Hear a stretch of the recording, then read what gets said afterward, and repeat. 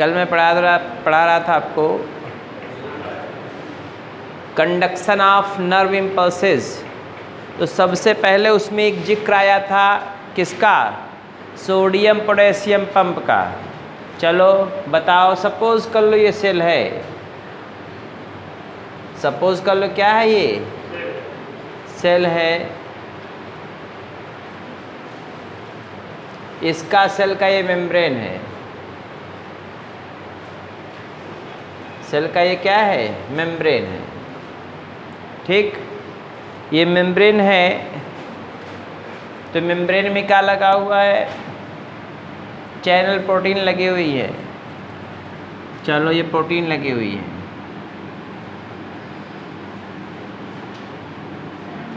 यही ना, बोलिए।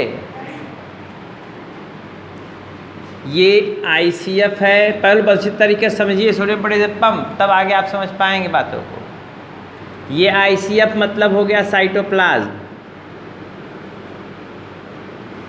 ये प्लाज्मा मेम्ब्रेन है। अरे ये पूरा प्लाज्मा मेम्ब्रेन है ना, यहाँ से ये पूरा क्या है? ये PM। ये कैरियर प्रोटीन लगी है, चैनल प्रोटीन, कैरियर या चैनल प्रोटीन, यही ना। तो बोलिए सोडियम पोटेशियम पंप में क्या होता है? अब आप बताइए, हम सुन रहे हैं, आप समझाइए हमको। और ये ECF है, चारों तरफ जितना ये ECF है। ECF मतलब extra cellular fluid, extra cellular fluid. तब समझ में आएगा sodium potassium conduction of nerve impulse. और ये है इंट्रा सेलुलर फ्लूइड,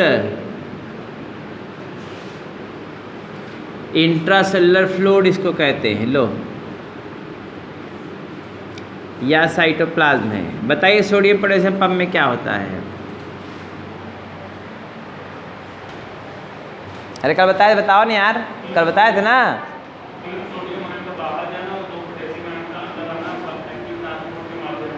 कितना सोडियम आयन ज़्यादा होता बाहर? कितना सोडियम आयन की मात्रा ज़्यादा होती है? अरे गधा राम, देखिए बाहर सोडियम का जो कंसंट्रेशन होता है वो 14 टाइम्स ग्रेटर होता है। किसका? सोडियम आयन का 14 टाइम्स ग्रेटर है देन किसके? Then ICF। जितना सोडियम, इधर देखो, इधर देखो, पढ़ो फिर के, जितना सोडियम आयन यहाँ है साइटोप्लाज्म में, उसकी तुलना में 14 गुना ज़्यादा है सोडियम आयन बाहर की तरफ। इतना बात समझ में आ रही है? साइटोप्लाज्म की तुलना में सोडियम आयन का कंसंट्रेशन बाहर कितना ज़्यादा है? 14 गुना। ठीक, फिर अब यहाँ पे देखिए पोटेशियम आयन की मात्रा कितना है? पोटेशियम आयन की मात्रा यहाँ जो है 30 to 35 टाइम्स ग्रेटर है, 30 से 35 गुना ग्रेटर है देन ECF के। अब समझ में आ रही बातें? सोडियम आयन जितना अंदर है, देखो पोटेशियम सोडियम इसमें, पोटेशियम सोडियम इसमें भी है। ये समझ पा रहे हैं? क्या समझ रहे हैं? Sodium potassium extra cellular fluid में भी है और सोडियम पोटेशियम यहाँ पर भी है। बोलिए, तो अब हम एक एक का कंसंट्रेशन लेंगे, रेशियो। तो रेशियो ले लीजिए, जितना सोडियम आयन ICF में है, जितना सोडियम आयन ICF में है, उसकी तुलना में 14 गुना ज़्यादा सोडियम आयन कहाँ है? बाहर। बोलो यार हाँ है, खा इतना कहो हाँ है अभी बस। फिर देखिए जितना घूमे ना बेटा, समझ में देखे हो? हमको पढ़ने का तरीका आता है, पढ़ाया कैसे जाता है। जो लड़के बाद में बात करते तो धीरे सुनना, आगे बगल बैठा दो, दोस्ती उनकी भंग कर दो, संधि विच्छेद तुरंत कंसल्टेंट पढ़ने लगे, पढ़ाई बहुत टॉप क्लास की हो गई। आपका भी सिलेक्शन उनका भी होगा, दोस्ती पक्की मगर पढ़ाई के बाद। तो यहाँ पे क्या है, सोडियम आयन जितना है उसकी तुलना में बाहर कितना ज़्यादा सोडियम है, 14 का टाइम्स ग्रेटर, ज़्यादा है ना। सब लोग समझ में आ रहा है, आपको को आ रहा है, बोलिए।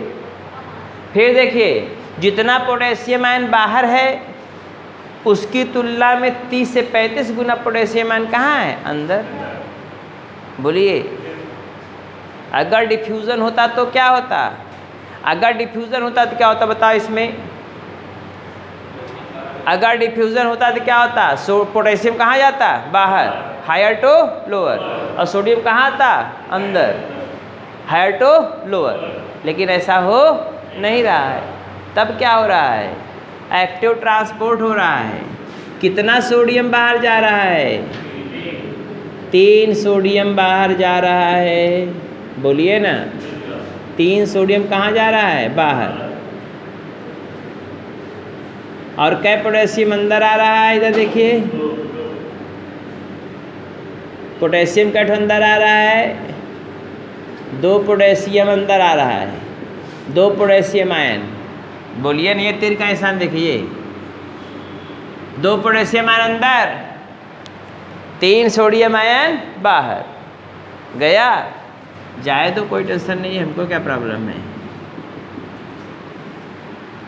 जबरी इधर देखिए, यहाँ तो खुदा ठसों के पड़ा पहले से ज़्यादा, जबरी इसको ठूंसा जा रहा है। तो ठूंसने के लिए मैंने कल बताया था ना, अगर आप प्रेशरली किसी को निकालना चाहेंगे तो इसके लिए एनर्जी चाहिए होगा ना, सोर्स, फोर्स या मनी। तो यहाँ पे ना सोर्स है ना मनी है, केवल क्या है, फोर्स है।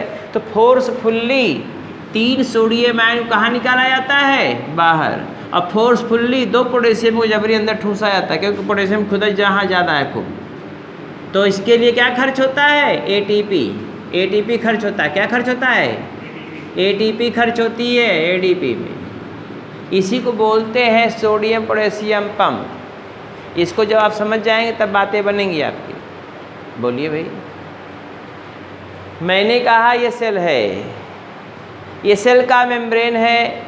बोलिए ना, सेल का मेम्ब्रेन है, ये सेल का मेम्ब्रेन है, और ये सेल है साइटोप्लाज्म। बाहर का एक्स्ट्रा सेलुलर फ्लूइड है, बाहर पोटेशियम, बाहर सोडियम की मात्रा 14 गुना ज़्यादा है अपेक्षाकृत इसके साइटोप्लाज्म के।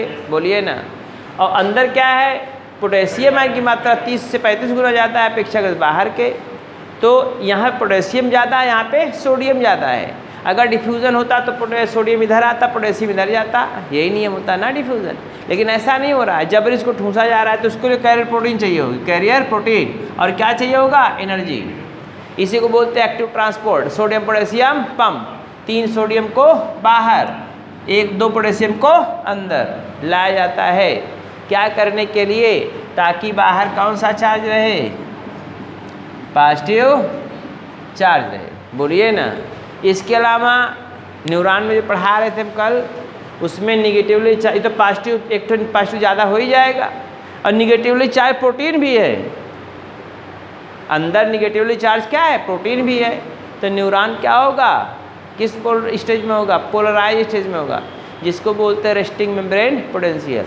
तो पहले सोडियम पोटेशियम पंप जान लीजिए आप क्या होता है, बार बार टर्म आया हुआ है वहाँ पे। तो आप कहेंगे सर जी सोडियम पोटेशियम पंप, खाली एक ही लड़कों को बता देता, 3 पोटेशियम बाहर जाएगा, 2 पोटेशियम अंदर, यही ना पंप है। लेकिन आप परसेंटेज देखो कितना है, क्या है, ये सब जानना ज़रूरी है। लेकिन इतना जानने का मतलब क्या है, बोलिए ना। कल पढ़ाए थे आपको हम, इस सोडियम पोटेशियम पंप समझ में आया, बोलो भाई। यही रेस्टिंग मेम्ब्रेन पोटेंशियल की जिम्मेदार है। बनाना चाहते तो बना सकते, नहीं बनाना चाहते तो कोई प्रॉब्लम हमको नहीं है, क्योंकि मैं कल बताया ही था। बोलिए ना। अब देखिए इसमें क्या होता है, ये आपको देखना पड़ेगा। थोड़ा फास्ट, क्विक एंड देखिए, क्विक एंड फास्ट। इरेज करें इसको, बोलिए।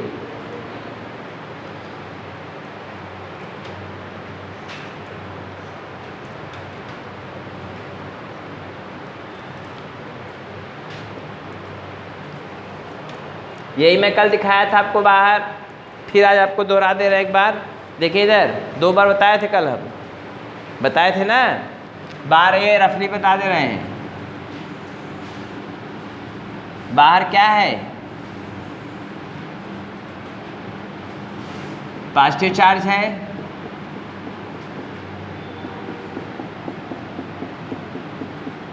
अंदर क्या है? निगेटिव चार्ज है। बोलिए ना, बाहर पॉजिटिव अंदर निगेटिव, बाहर पॉजिटिव अंदर निगेटिव। पॉजिटिव निगेटिव मतलब समझ रहे हैं? देखो इधर क्यों हुआ ऐसा। ये एक्सोलेमा है, इसको समझते रहिएगा। एक्सोलेमा, ये एक्सोलेमा हो गया। एक्सोप्लाज्म है, ये एक्सोप्लाज्म और साइटोप्लाज्म। एक्सोप्लाज्म कल बताए थे, बाहर पॉजिटिव अंदर निगेटिव। क्यों है?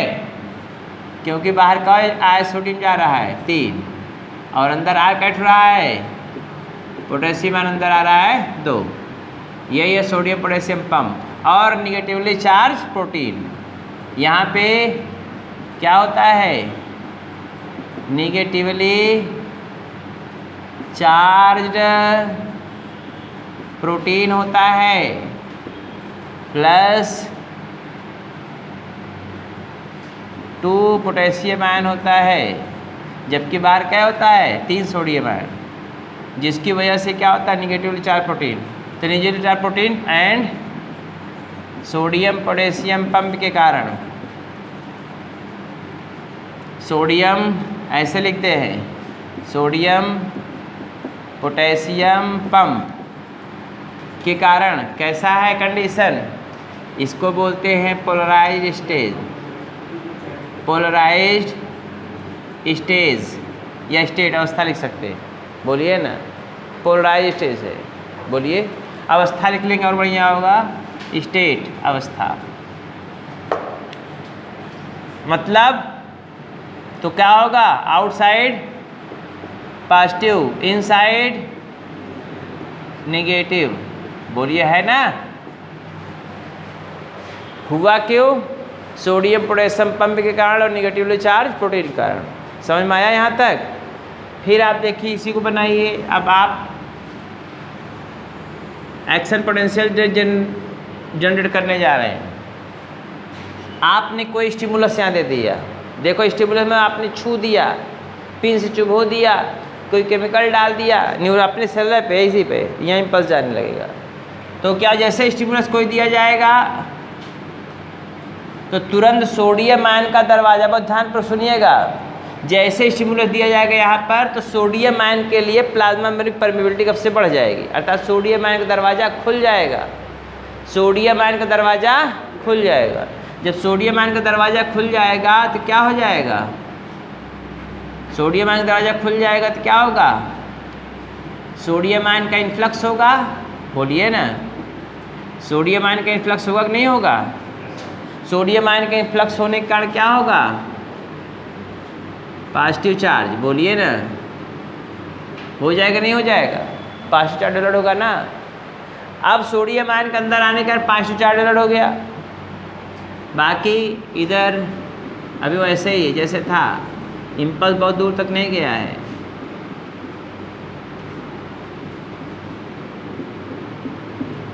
यही ना?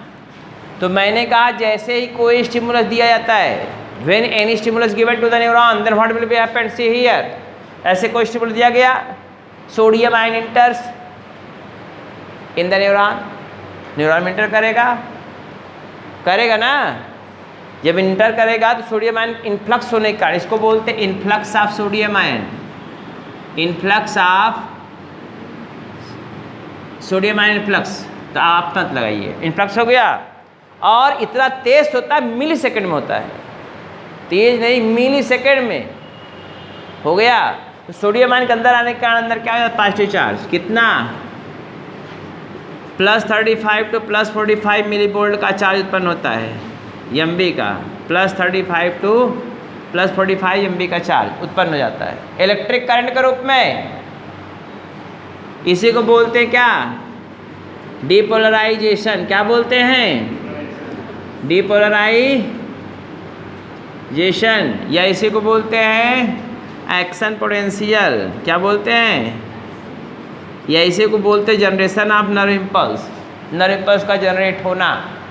तो इधर देखिए, सपोज कर लीजिए ये साइड ए है, ये साइड कौन है? ए है, और ये साइड कौन है? बी है। बोलिए, और ऊपर लिखते हैं ये सोडियम अंदर आ रहा है, ये ए साइड है और ये बी साइड है। इम्पल्स कैसे भागेगा? इधर देखो, अंदर इधर जाएगा ए टू बी साइड, ये बी है, बी का पोजीशन देख लीजिए, ये बी का पोजीशन है, और ऊपर किधर भागेगा? B to A side. एक सर्किट डेवलप हो जाएगी, इलेक्ट्रिक करंट फील्ड सर्किट नहीं होती है, बन जाएगी। इधर किधर जा रहा है? A to B side. इधर किधर जा रहा है? B to A side. नहीं जा रहा है? जा रहा है ना, तो ये इम्पल्स जनरेट जा रहा है। ऐसे इसमें भी होगा। ये देखिए गया, फिर इधर क्या हो गया? इधर वैसे ही आयन दो, ये हो गया, आ गया। तो इम्पल्स ये जा रहा है, ऐसे जाएगा और आगे बढ़ेगा और आगे बढ़ेगा, बढ़ता है। जैसे ही आगे बढ़ेगा इम्पल्स, मैंने कहा आपने कोई स्टिमुलस दिया, सपोज कर लीजिए मेरा न्यूरॉन है, न्यूरॉन सेल पूरे बॉडी फैली होती है ना, हमने ऐसे टच कर दिया, यहाँ पर ये प्रोसेस होने लगा, सोडियम अंदर गया, इम्पल्स ले कहाँ तक जाएगा? स्पाइनल कॉर्ड तक लेके जाएगा ना।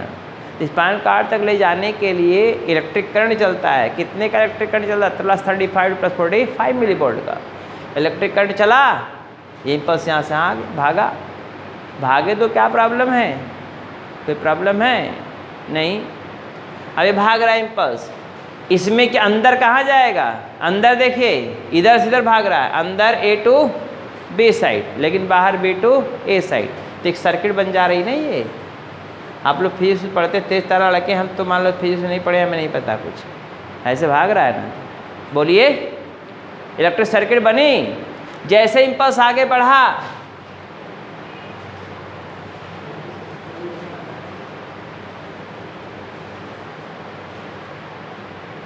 इम्पल्स कहाँ बढ़ा? आगे। ये इम्पल्स चला गया कहाँ पे?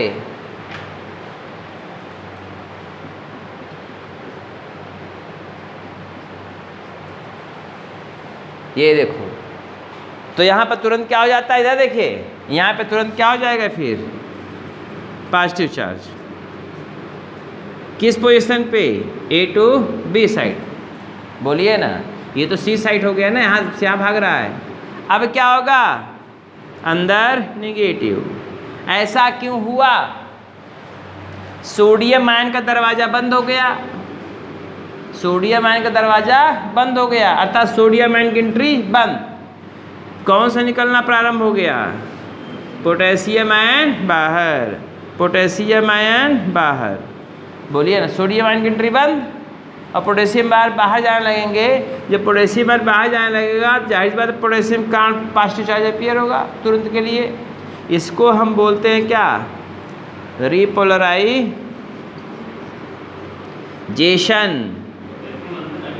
रीपोलराइजेशन। समझ रहे हैं ना? तुरंत पोटेशियम बाहर भागेगा। अरे पोटेशियम अंदर ठूसा रहता है यार, पोटेशियम ठूसे रहना अंदर ना। पहले में सोडियम पोटेशियम पंप पोटेशियम अंदर गया था ना, खूब ढेर सारा 35 गुना ज़्यादा, तब भी ठूसा गया था। समझ रहे हैं ना? इधर देखिए, तो अब पोटेशियम अंदर जा रहा है। ये सोडियम पोटेशियम पंप नहीं है, ये तुरंत के लिए है। ये ऐसे इम्पल्स तुरंत जनरेट हो और आगे बढ़े, तुरंत फिर दूसरा इम्पल्स जनरेट करे, फिर तीसरा जनरेट करने के लिए रिपोलराइजेशन का होना जरूरी है। रेस्टिंग मेम्ब्रेन पोटेंशियल नहीं है ये। रेस्टिंग मेम्ब्रेन पोटेंशियल में सोडियम पोटेशियम पंप चलता है, तो सोडियम बाहर जाएगा, पोटेशियम अंदर आएगा। समझ रहे हैं ना? तुरंत के लिए यानी स्पार्ट के लिए, इमरजेंसी पीरियड के लिए क्या करोगे? पोटेशियम बाहर निकलेगा जो ठूसा गया था। कब? सोडियम पोटेशियम पंप में, जिसको एंट्री कराई गई थी एनर्जी खर्च करके। हमारी बात समझ नहीं पा रहे, लग रहा है। 35 गुना पोटेशियम आयन था यार, बोलो हाँ। अरे बोलते रहे आप, बोलो हाँ। था ना? तो पोटेशियम आयन जब इसका सोडियम आयन का दरवाजा बंद हो गया, अब पोटेशियम आयन का दरवाजा खुल गया, तो पोटेशियम आयन भर भर भर बाहर भागेगा ना। इसे खूब गर्मी हो, खूब गर्मी हो, और इसी गर्मी इधर देखो एसी ओसी यहाँ कुछ न चलता हो, सुनो, खूब गर्मी हो, एसी ओसी कुछ न चला, इसके बाद एक एक पे 5-5 लड़कों को बैठा देंगे, ठूस दे पूरा अंदर तक, और 2-3 4-6 10 लड़के उधर खड़े ना उधर खड़े, कार्बन डाइऑक्साइड इतना छोड़ेंगे, इतना गर्मी हो जाएगी, पसीने से लथर पथर हो जाएंगे। बोलिए लथर पथर होंगे ना। अब क्या हुआ, और उसमें और आओ एक समय ऐसा आएगा पूरा कमरा भर गया, तो जब कमरा भर के ठूसा गए, अब उसके बाद जिसमें इतना जगह है, अब उसके बाद ठूस दो, वो तो एनर्जी वाला हो गया ना। लेकिन जैसे क्लास छूटेगा, जहाँ दरवाज़ा खुलेगा तहाँ भर भर भर भर बाहर, बोलो ना यार। वैसे यहाँ 35 गुना ज़्यादा है पोटेशियम में, जैसे दरवाज़ा पोटेशियम में खुलेगा तो भागेंगे कि रुकेंगे, यहाँ भागेंगे ना, तो क्या हो जाएगा, रेस्टिंग मेम्ब्रेन पोटेशियम नहीं, रिपोलराइजेशन हो जाएगा, तो क्या, ताकि दूसरा कोई स्टिमुलस मिल सके। अब समझिए बात, यही मैं कल बताया 3 बातें, और समझाया 2 बार समझाया था, आपको समझ में आया था कि नहीं हमें नहीं पता। अगर आप कोई प्रॉब्लम हो तो आप पूछ सकते हैं, कोई प्रॉब्लम अभी है, बोलिए। हाँ, तब छोटे बड़े फिर पंप ऑपरेट हो जाएगा, हाँ फिर होगा। ये तो तुरंत के लिए यानी इमरजेंसी के लिए है।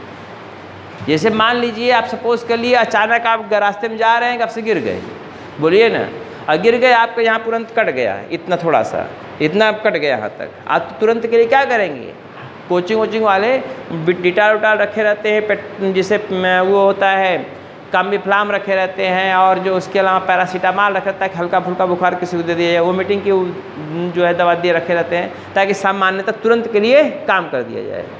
डिटाल लगा दिए, उसके बाद जो है बोलिए ना, हल्का सा पट्टी लगा के बीटाडीन लगा पट्टी बांध दिए, क्या भी अब जाओ, अब बढ़िया से है उसका क्या, उसमें टाँका उका लगवा के सही करवा लो, तो ऑन स्पॉट के लिए है ना वो, ये इमरजेंसी पीरियड के लिए, ताकि इम्पल्स फिर जनरेट होते। जैसे मान लो हम ऐसे कर रहे हैं, इधर देखिए 1 2 3 इमर देते रहे, कितना जल्दी सोडियम पोटेशियम चलेगा, बोलिए ना। तो इसके लिए ये रिपोलराइजेशन होना जरूरी। जैसे इम्पल्स इधर भागा, फिर दूसरा का तीसरा का, जय बार मैं छूँगा तय बार हमको पता चलेगा। देख लीजिए, ये देखिए चलेगा ना। तो रिपोलराइजेशन जैसे डिपोलराइजेशन होता है वैसे रिपोलराइजेशन मिली सेकंड में होता है, सेकंड में नहीं, मिली सेकंड में। हमारी बात समझ रहे हैं। नर्व इम्पल्स की जो स्पीडिया होती है मैमल्स में 140 मीटर मान लो कम से कम वाली बता रहे हैं, 100 पर सेकंड की रफ्तार से। तो हम 1.5 अगर मीटर के हैं, अगर हम 1.5 मीटर के हैं तो कितना चलेगा, मिली सेकंड में जाएगा ना। 140 मीटर पर सेकंड की रफ्तार चल रही है मैमल्स में, ठीक। इम्पल्स 150 तक जा रही है। तो अगर हम 140 मान लेते हैं तो 140 मीटर पर सेकंड की रफ्तार से जा रही है, तो 1.5 मीटर चलने में कितना समय लगेगा, मिली सेकंड लगेगा ना, बोलिए। तो इम्पल्स जैसे आगे बढ़ते हैं तुरंत यहाँ पे रिपोलराइजेशन होना मस्ट है। फिर बाद में अपना रेस्टिंग मूवमेंट पोटेंशियल है, वो वाला प्रोसेस है। और कोई परेशानी है पूछिए, आप लोगों को कुछ परेशानी है? नहीं है। एक क्वेश्चन इसमें से कट नहीं सकता अगर आप दिमाग रखते हैं तो, और क्वेश्चन आता जरूर है।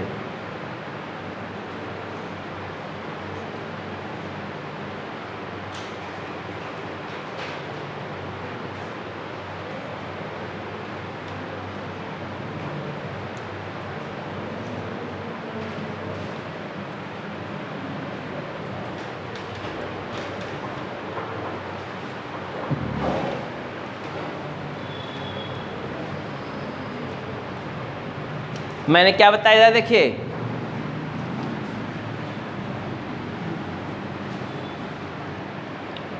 सोडियम पोटेशियम पंप, 2 चीज 4 पॉइंट लिख लीजिए। Outside of axolemma positive charge appear,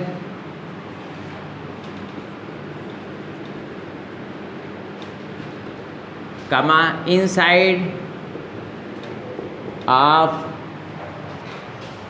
of exoplasm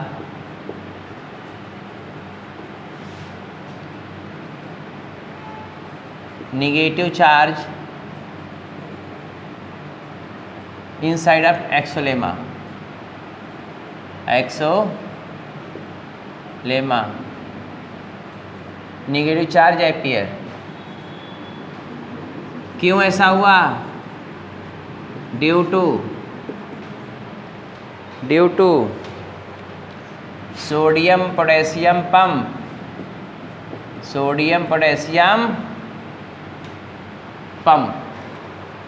potassium pump के कारण, सोडियम पोटेशियम पंप के कारण, इन विच, जिसमें क्या होता है, due to sodium potassium pump and negatively charge protein, negatively charged protein inside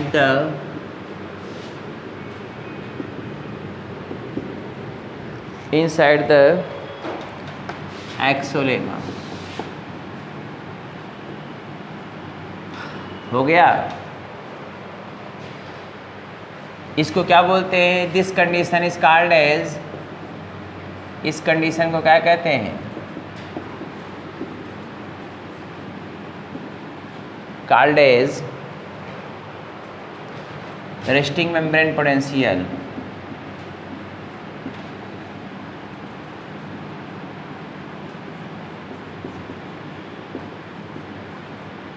या पोलराइज्ड स्टेट कहते हैं इसको। क्या बोलते हैं? पोलराइज्ड स्टेट, अवस्था। बोलिए ना। ये पहला है, रेस्टिंग मेम्ब्रेन पोटेंशियल इसको बोलते हैं। रेस्टिंग मेम्ब्रेन पोटेंशियल है ये। दूसरा है डीपोलराइजेशन। डीपोलराइजेशन या इसी को बोलते हैं एक्शन पोटेंशियल। एक्शन पोटेंशियल बोलते हैं, या इसी को बोलते हैं, या इसी को बोलते हैं क्या? Generation of nerve impulse. Nerve impulse, या इसी को बोलते हैं स्पाइक पोटेंशियल। इसी को बोलते हैं स्पाइक। लो, इतना नाम है स्पाइक, क्योंकि बहुत तेज होता है इसलिए इसको स्पाइक पोटेंशियल कहते हैं। हो गया। इसमें क्या होता है? व्हेन एनी स्टिमुलस गिवन, जैसे कोई स्टिमुलस दिया जाएगा, when any stimulus given,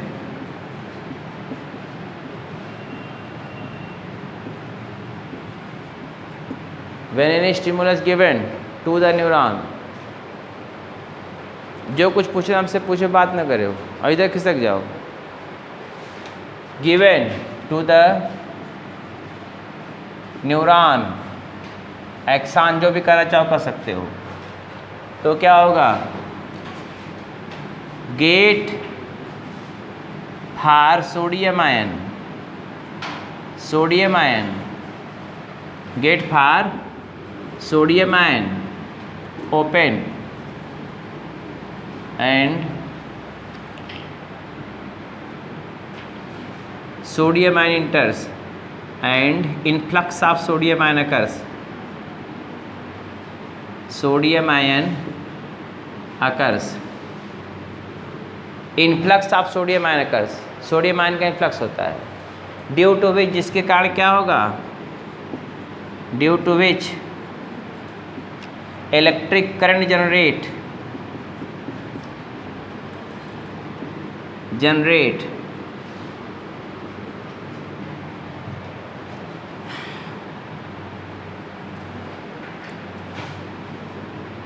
+35 to +45 millivolt।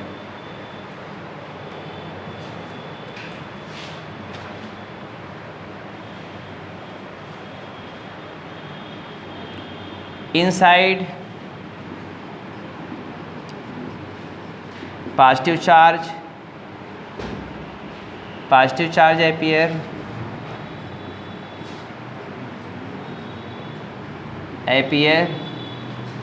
And outside, outside मतलब axolemma, outside of axolemma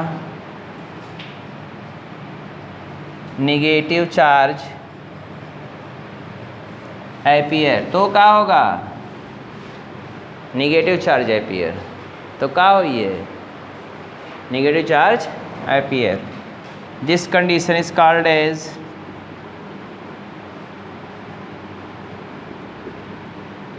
depolarisation, इसी को डिपोलराइजेशन कहते हैं।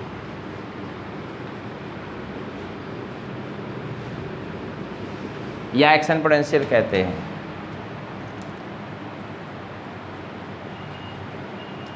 Action potential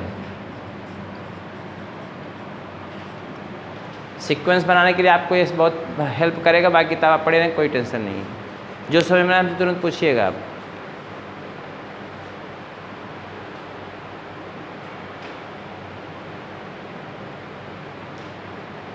current move, impulse जो होता है, करंट, करंट किधर भागेगा, करंट मूव इनसाइड, फिगर देखें तो आप समझ लीजिए, inside A to B side and outside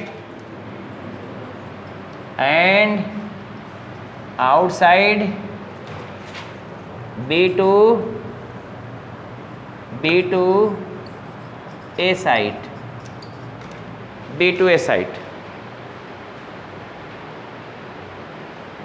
देखिए ना B to A साइड,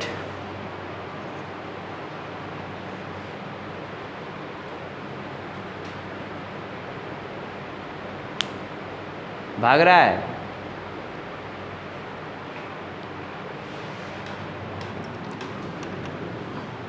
तो डिपोलराइजेशन है, एक्शन पोटेंशियल है, जनरेशन ऑफ इम्पल्सेस हैं, या स्पाइक पोटेंशियल है।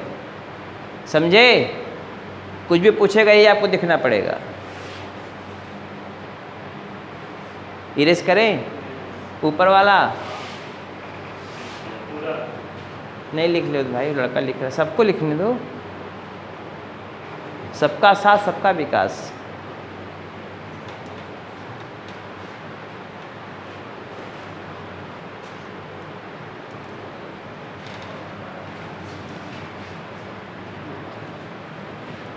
एक लड़का मैंने अपनी लाइफ में देखा था, पढ़ा रहे थे, तो पीछे आके बैठता था, एकदम पीछे अपे जाके बैठता था, एकदम सब इधर हल्ला ऊपर कुल का, वो एकदम शांत स्वभाव का सुनता था, लेकिन उसके अंदर कुछ करने की टेंडेंसी थी कि हम कुछ करना चाहते हैं। और वो इतना मोटिवेट हो गया पढ़ाते कि अंत में क्या हुआ, पढ़ाते इतना मोटिवेट हो गया कि तैयारी करना चालू कर दिया। और तैयारी करना चालू कर दिया, एक समय ऐसा आया कि उस सेलेक्ट हो गया। MBBS एक बात बता रहे हैं, ये सब बात बताने की नहीं है, इसको समझने की है। अगर आपके पास विल पावर है तो आप कुछ भी कर सकते हैं। बोलिए गलत है सही है? विल पावर रखना चाहिए, बोलिए ना। जब आप पहले से हार मान लिए हम नहीं कर पाएंगे तो जामू पिटाओ। और सड़क पर सब टहर रहा है ना, सब डॉक्टर बन जा रहा है, इंटर तो सभी कर रहे हैं, 14 लाख लड़के। बोलिए ना, इस बार इंटर कितने लड़के थे भरे फार, इस बार इंटर में कितने थे? बहुत ज़्यादा में थे कुल, सब डॉक्टर बन जाते हैं? नहीं। जो जिसके पास विल पावर होता है, जो चाहता कि हमको बनना है तो बनेगा, लेकिन उसके लिए क्या होगा? त्याग। मौसा की शादी, मौसी की शादी, नानी की शादी, नन्यूरे की शादी, फूफा की शादी, फूफूरे की शादी, कुछ नहीं, कोई फेस्टिवल नहीं। थोड़ी देर के लिए फेस्टिवल है, 1 घंटे 1.5 घंटे, फिर अपना पढ़ाई। जिस दिन आपके अंदर त्याग करने की क्षमता डेवलप्ड हो गई, उस दिन कौन आपको रोकेगा सिलेक्शन से? गधा से गधा लड़का सिलेक्शन पा सकता है। कुछ लोग का IQ थोड़ा तगड़ा होता है तो जल्दी सिलेक्शन पाते, कुछ लोग कम। लेकिन अगर वो लड़का लगा हुआ है, मेहनत से कर रहा है, हमको जोश लग गया, उसको हमको करना ही है, 1 साल 2 साल 3 साल सिलेक्शन पाएगा। लेकिन वो रिजिड हो जाए कि हमको पाना है, इना कहीं पाना है, बैठ के गाना गा रहा है। बोलिए ना, अब गाना गाने लगे, हम तेरे प्यार में पागल, तो पागल बन के टहलो ना, मजनू बन के, तो सिलेक्शन होगा? सिलेक्शन के लिए त्याग चाहिए होता है। अब उससे ज़्यादा नहीं बताएंगे। इसी में से सिलेक्शन फिर दिलाएंगे, इस बार मेहनत करेंगे, इस बार सिलेक्शन करवाएंगे, जबरी करवाएंगे। समझ रहे हैं ना? इस बार कोई दिस दैट नहीं होने वाला है, समझ रहे हैं? क्योंकि फुल आप फिजिक्स एकदम पाएंगे पूरा, जब चाहें तब बुला लें, 2 घंटा 3 घंटा के लिए बुलाएं, खूब पढ़िए। रविवार के एक्स्ट्रा क्लास लगवाइए, पढ़िए, जितना समझ में ना आए वो पूछिए, बोलिए ना। केमिस्ट्री खूब पूछिए, समझ रहे हैं ना? वो एक दो दिन के बाद जितना पूछना उतना पूछिए, कोई प्रॉब्लम ही नहीं। तो आप हर चीज़ के लिए समस्या का सॉल्यूशन होता है। बोलिए, पोटेंशियल देखी जाती है, किसके में कितना पोटेंशियल दम है, समझ रहे हैं ना? तो क्षमता देखी जाती है, और वही क्षमता आप में टीचर लोग देखते हैं कि आप में अंदर कितनी क्षमता है, कितना आप रीड होकर पढ़ सकते हो जोश के साथ। वैसे आए हम सर जी तैयारी करेंगे, आइए, ऐसे आ गए सर जी तैयारी करेंगे, आइए बैठिए, ट्रायल कर लीजिए 1 हफ्ते के लिए। हाँ सर जी। फिर जब जाने लगे, समझ में आया? हाँ सर जी। सर जी मगर फिजिक्सिया थोड़ा कम आ रहा है। अच्छा। केमिस्ट्री थोड़ा कम आ रहा है। अच्छा। बायोलॉजी आ रहा है, थोड़ा थोड़ा आ रहा है। अरे 1 हफ्ता पढ़ लो, तब इसके बाद समझ में आएगा ना। अच्छा सर ठीक है, देखते हैं। 5-6 दिन पढ़ी, कैसा जी 5.5 घंटा बैठना पड़ रहा है, कमरिया टूट जा रही है।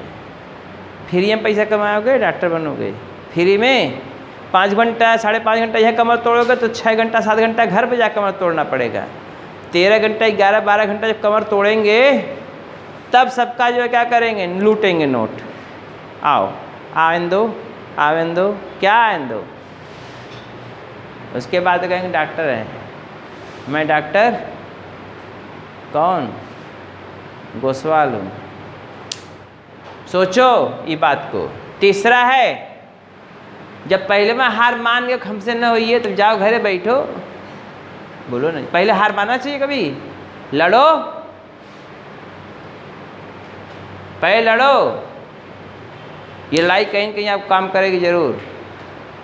जो दिल से लड़ता है, दिमाग से लड़ता है, दिल से लड़ता है, दिमाग से लड़ता है, ताकत से लड़ता है, उसकी हार नहीं होती है। तीसरा देखो इधर, resting membrane repolarisation.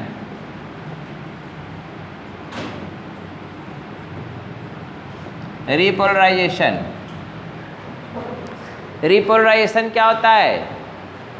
When impulses move away from the stimulus point, when impulses में electric current move away from the stimulus point, from the stimulus point, when impulses move away from the stimulus point, बोलिए ना, stimulus point से दूर भागता है तो क्या होता है? Stimulus point, when the impulses move away from the stimulus point, जहाँ आपने स्टिमुलस दिया था दूर से भाग गया तो क्या होगा? Sodium ion gate, sodium ion का दरवाज़ा, सोडियम साइंस लिखा है गेट, गेट नंबर दरवाज़ा क्लोज्ड, बंद हो जाता है। तो इनफ्लक्स सोडियम बंद हो जाएगा। जब सोडियम का दरवाजा बंद होगा, सोडियम इनफ्लक्स हो रहा है तो बंद हो जाएगा ना वहाँ पे। एंड पोटेशियम आयन गेट क्या हो जाएगा? ओपन। ये आपका साथ परमिबिलिटी पोटेशियम आयन के लिए बढ़ जाएगी तो क्या होगा? Then potassium ion go outside, potassium ion go outside, अर्थात outflux occurs and positive charge appear. And क्या हो जाएगा? And positive charge appear outside. It is called, इसको क्या कहते हैं? रिपोलराइजेशन। बाहर क्या हो जाएगा? पॉजिटिव इनसाइड निगेटिव, बोलिए ना। ऐसे रिपोलराइजेशन में क्या होगा? आउटसाइड क्या? इनसाइड, अब ये मार रहे हैं, नहीं भगा रहे हैं, रुक जाओ, घबराओ ना। Outside positive, inside negative. बोलिए ना, डाइजेशन का कल टेस्ट है 100 क्वेश्चन का, DPP। हाँ, ख्याल कर रखे।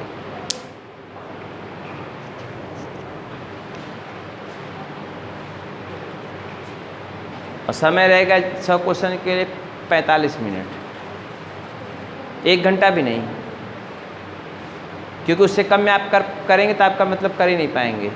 हो गया, पढ़ के आइए डाइजेशन। समझ में आया यहाँ तक? अब फिर सोडियम पोटेशियम पंप चलेगा, फिर अपना कंडीशन रन होगा। ये तुरंत के लिए होता है, ठीक है? इरेज करें।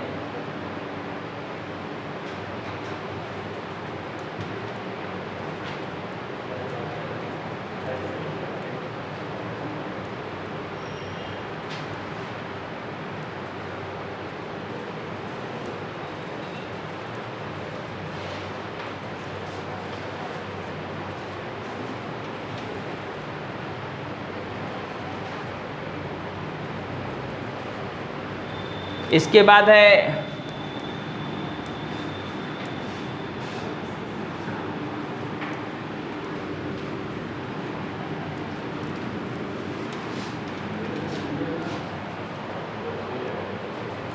हाँ, इसके बाद देखिए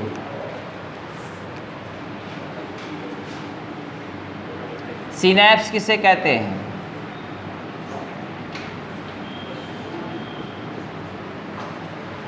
सिनैप्स, सिनैप्स किसे कहते हैं? Pairing of 2 neuron into end by leaving gap. Pairing of 2 neuron into end by leaving gap. 2 neuron ऐसे आए, बीच में थोड़ा सा गैप हो। Pairing of 2 neuron into end by leaving gap up to 20 nm called as synapse. Plural बनाएंगे तो synapses हो जाएगा। ये सिंगुलर है। Pairing of 2 neuron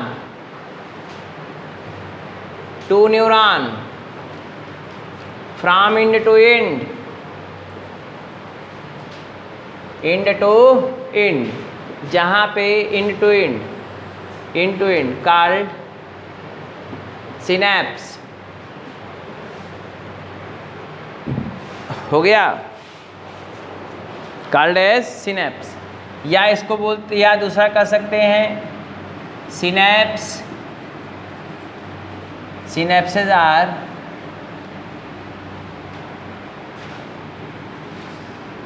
pairing area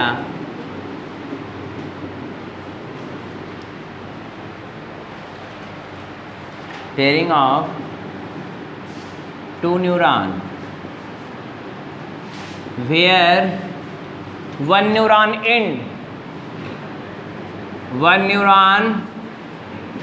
ends and other begins,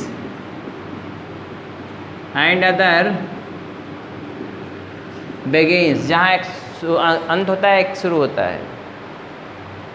एक का अंतिम होगा, दूसरे की शुरुआत होगी। हो गया। Synapse was discovered by sir Charles Sherrington.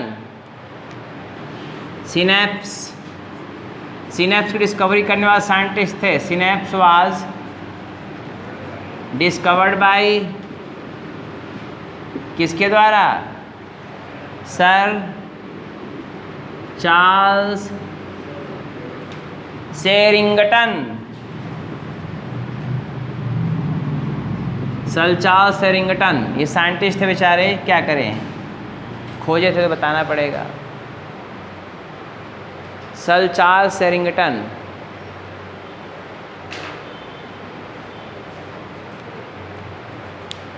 Erase करें।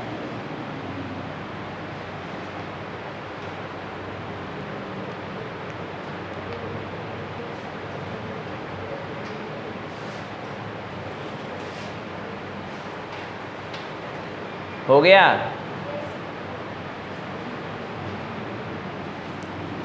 इंटीरियर न्यूरॉन को क्या बोलते हैं? एंटीरियर न्यूरॉन बाहर सब जाते हैं, सब करने की कोई ज़रूरत नहीं है। लिख लिए इसको।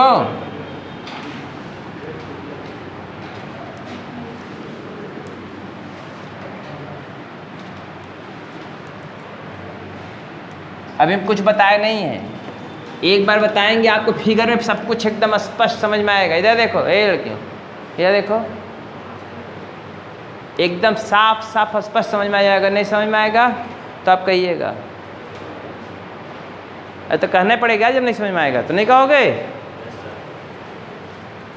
मुस्कियाओ बैठ के, सर जी हमें ना समझना होगा, क्या करें। देखो इधर,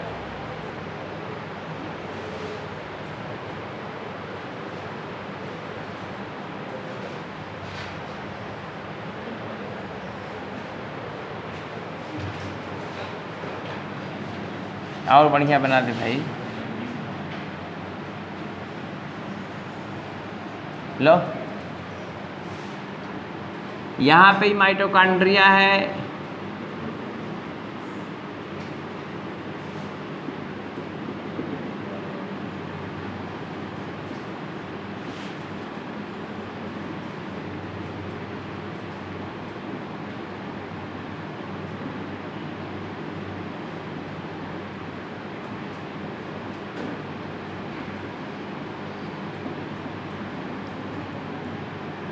यहाँ पर ये,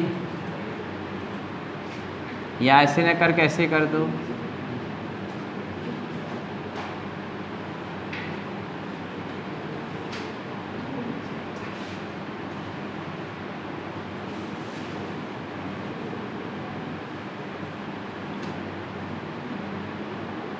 अब ये हम इरेज कर रहे हैं। देखो ये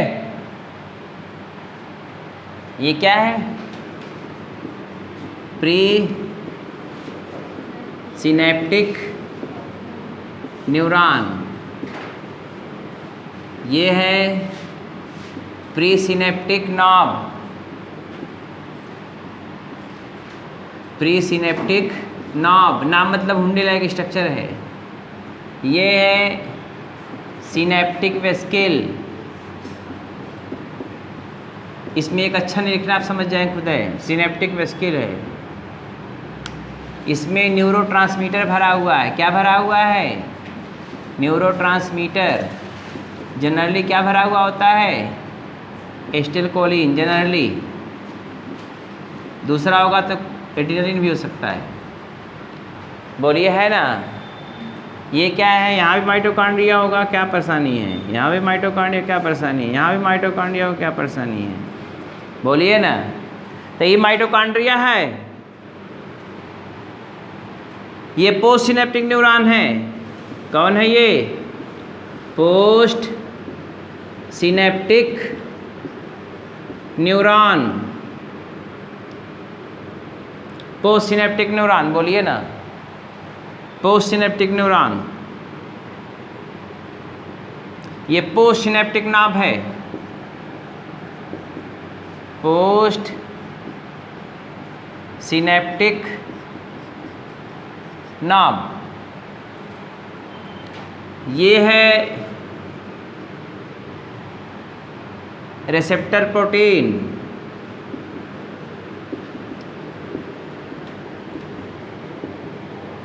बीच में ये गैप है, इसको बोलते हैं, ये गैप, ये जो गैप है, ये वाला गैप, ऐसे कर देते हैं, ऐसे दिखा देते हैं। ये तो गैप, गैप को क्या बोलते हैं? Synaptic cleft. 10 से 20 nm का होता है, 10 से 20 नैनोमीटर का।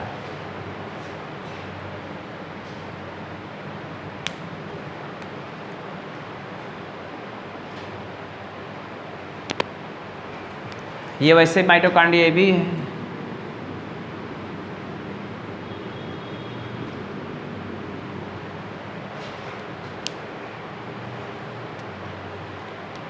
हुआ?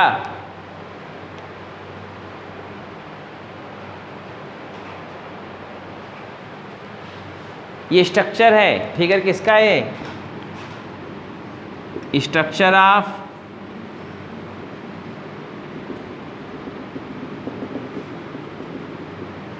स्ट्रक्चर ऑफ किसका? सिनेप्स। सिनेप्स का स्ट्रक्चर है, स्ट्रक्चर ऑफ सिनेप्स।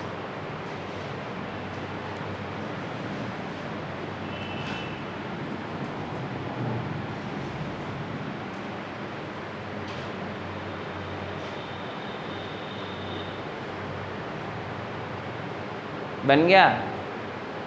दिखाएं, समझा दें आपको। इधर कोई प्रश्न तुरंत पूछिएगा, मुंह चौका तरह मत बनाइएगा, ऐसे एकदम नहीं, कुछ क्वेश्चन पूछना पूछेगा। पोस्ट सिन, इधर देखिए ना आप, प्री सिनेप्टिक न्यूरॉन, देखिए इम्पल्स इधर से इधर आएगा, तो जिधर से आ रहा है तो वो प्री हुआ, जिधर जाएगा वो पोस्ट हुआ। अरे हुआ बोलना, बोलिए। ये देखिए आ रहा है इम्पल्स में इसमें जाएगा, ये तो अभी इम्पल्स हम बता नहीं रहे हैं, अभी सिर्फ बता रहे स्ट्रक्चर। ये क्या है? प्री सिनेप्टिक न्यूरॉन है, इसमें नॉब लाइक स्ट्रक्चर है, हुंडी की तरह संरचना। अरे बोलिए ना यार। हाँ, सिनेप्टिक नॉब है ना, इसमें क्या है? ढेर सारे सिनेप्टिक वेस्किल भरे हुए हैं। सिनेप्टिक वेस्किल में क्या भरा हुआ है? न्यूरोट्रांसमीटर। देखो अंदर दिखाया है न्यूरोट्रांसमीटर। क्या भरा हुआ है? न्यूरोट्रांसमीटर। क्या होगा? एसिटिल कोलिन, एड्रेनलिन हो सकता है, एसिटिल कोलिन हो सकता है, लेकिन मोस्टली एसिटिल कोलिन होता है, एड्रेनलिन भी हो सकता है ना। और माइटोकॉन्ड्रिया भी इसमें होता है।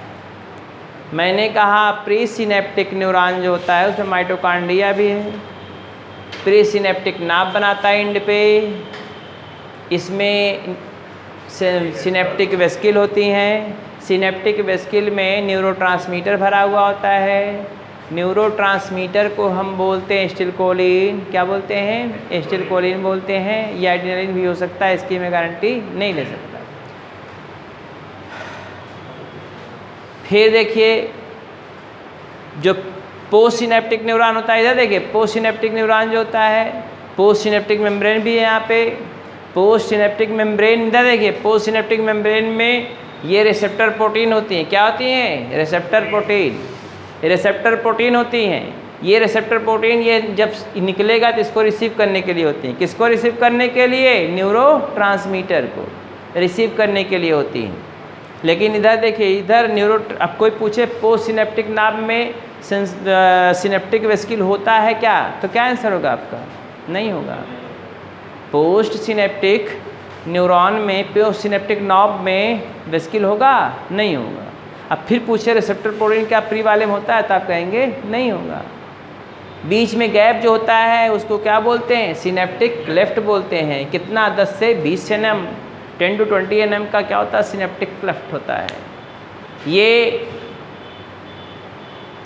केमिकल सिनेप्स में है, इलेक्ट्रिकल सिनेप्स में 2 nm का होता है, वो भी बताएंगे हम आपको। इलेक्ट्रिकल और केमिकल सिनेप्स हो गया। अब जरा ध्यान दीजिए, यहाँ तक हुआ। सिनेप्स 2 प्रकार के होते हैं। सिनेप्स क्या प्रकार के होते हैं? 2 प्रकार के होते हैं। अब ऐसे इसको रहने दीजिए, हम आपको एक जगह कहीं पे लिख दे रहे हैं सिनेप्स टाइप्स ऑफ सिनेप्स 2 होते हैं। एक होता है पहला केमिकल सिनेप्स। कौन होता है? Chemical synapse. ये क्या होता है? इसमें गैप 10 से 20 nm का होता है। पहला 10 से 20 nm का क्या होगा? गैप होगा। क्या रिक्वायर्ड होगा? रिक्वायर्ड एसिटिलकोलिन, मतलब न्यूरोट्रांसमीटर। न्यूरोट्रांसमीटर, ये देखिए न्यूरोट्रांसमीटर की रिक्वायरमेंट होती है। न्यूरोट्रांसमीटर रिक्वायर्ड न्यूरोट्रांसमीटर है, पूरा ये है न्यूरोट्रांसमीटर। जो इलेक्ट्रिकल सिनेप्स है ये मोर होता है, ज़्यादा ही होता है। और दूसरा होता है इलेक्ट्रिकल सिनेप्स, ये बुक में नहीं दिया हुआ, आपको समझा दे रहे हैं, कभी कोई क्वेश्चन पूछ देता है। इलेक्ट्रिकल सिनेप्स तो गैप कितना होगा? 2 nm का गैप होगा, 2 nm का गैप होगा। No neurotransmitter required, no requirement, no requirement or of, no requirement of किसका? न्यूरो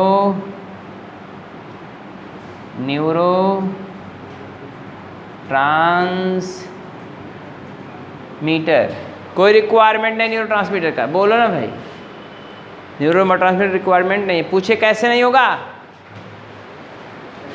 आप जा रहे हैं ऐसे, नाला है, नाला को टांग जाएंगे इसे पैर लांग के, इसे ये हनुमान जी की तरह है। नाले को लांग सकते हैं, बड़ा सा नाला हो चौड़ा सा और पानी खूब बह रहा हो, तो उसके लिए देंगे नहीं नाक पाएंगे। नदी हो उसको नाक पाएंगे आप? नहीं, बोट की सहायता लेनी पड़ेगी। किसकी? बोट की। वही हाल इसका। इधर देखो, यहाँ पे क्या है? दूरी ज़्यादा है, बोलिए ना। इसको इम्पल्स यहाँ से क्रॉस करना है, कन्फर्म है, उसको क्या चाहिए? बोट चाहिए ना। तो बोट कौन है? न्यूरोट्रांसमीटर। तो ये केमिकल सिनेप्स है, इसमें दूरी ज़्यादा होती है, 10 to 20 nm। और अगर नाली है पतला सा, खेत भरने वाला नाली जो होता है इतना पतला सा, इतना बड़ा नाली है, पैर ऐसे उठाया जो है डांक के निकल गए, बोलिए ना। तो बोर्ड की ज़रूरत पड़ेगी वहाँ? नहीं। एकदम सेम प्रोसेस यहाँ पे क्या है? नो रिक्वायरमेंट ऑफ न्यूरोट्रांसमीटर, बोलिए ना। अरे खाएं हाथ तो बोल दिया करो, हाँ सर जी, बोलिए। कोई रिक्वायरमेंट है? अब इसके बाद जो पढ़ना है, इरेज करें इसको।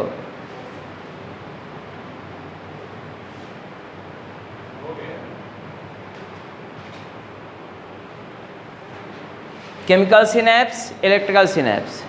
दूरी 10 से 20 nm, दूरी 2 nm। इसमें कोई न्यूरोट्रांसमीटर की आवश्यकता नहीं होगी। इसमें न्यूरोट्रांसमीटर की आवश्यकता कब? इम्पल्स को क्रॉस कराने के लिए। किसको क्रॉस कराने के लिए?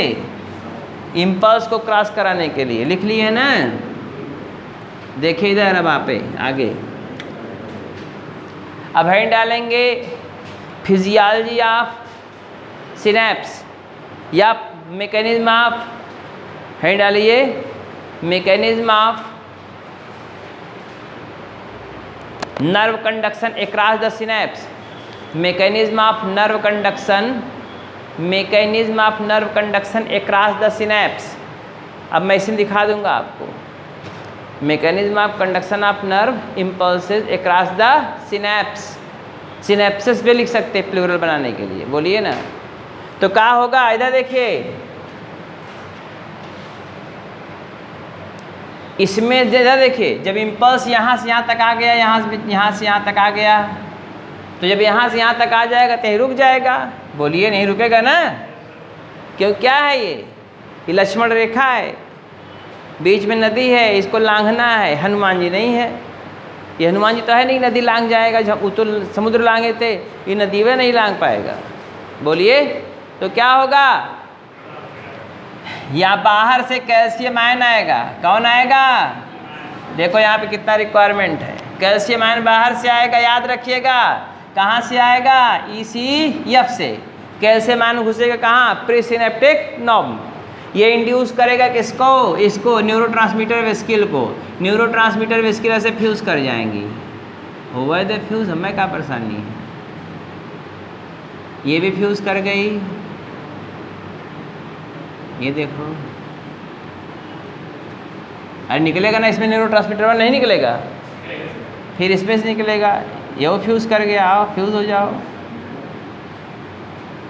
ये देखो गया ना यहाँ पे।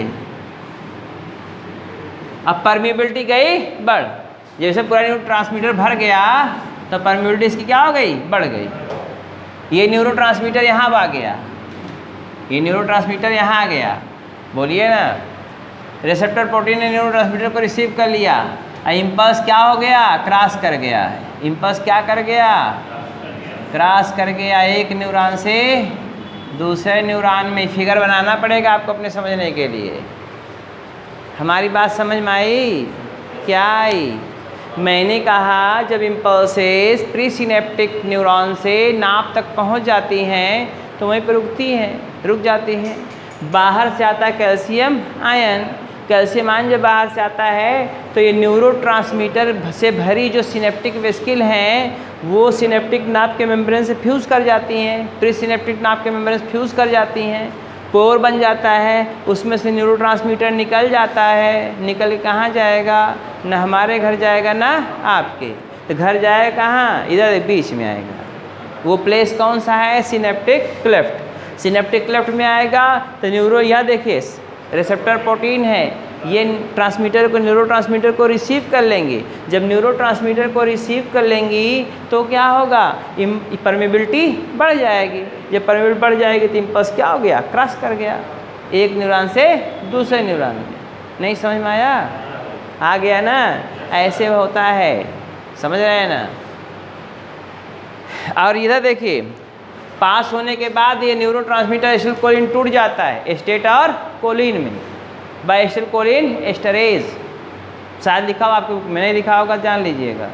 नहीं लिखा है तो जाए तो ये इम्पल्स क्रॉस करे। बता, इसमें कुछ लिखने की बात है कि बोल रहा है कैल्शियम आयन बाहर से आया, न्यूरोट्रांसमीटर की वेस्किल फ्यूज़ की, यहाँ से न्यूरोट्रांसमीटर निकला एसिटिलकोलिन, इससे रिसेप्टर में जाके अटैच हुई, परमेबिलिटी बढ़ गई, ये इम्पल्स क्रॉस कर गया, ये क्रॉस द सिनेप्स। बोलिए ना, सिनेप्स के क्रॉस पहुंचा कि नहीं पहुंचा? ये है conduction of impulses, nerve impulses across the synapses. कोई टेंशन? बोलिए, इसके बाद क्या पढ़ाना है?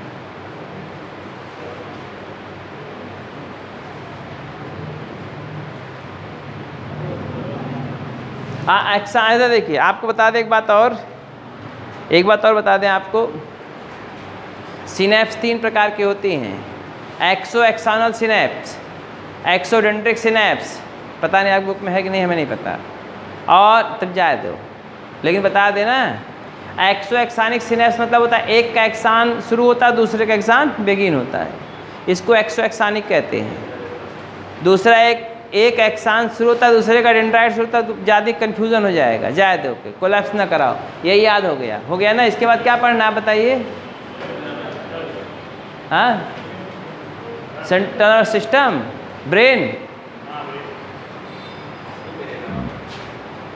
अरे सेंट्रल नर्वस सिस्टम खुला जाएगा यार उसमें। हो गया? पढ़ा दे इसको, कल पढ़ लीजिएगा, इतना ही पढ़ लीजिएगा, घर पे जाकर तुरंत दोहरा डालिएगा, जो समझ में नहीं आएगा फिर पूछिएगा, फिर हम बताएंगे। चलते हैं, बाय।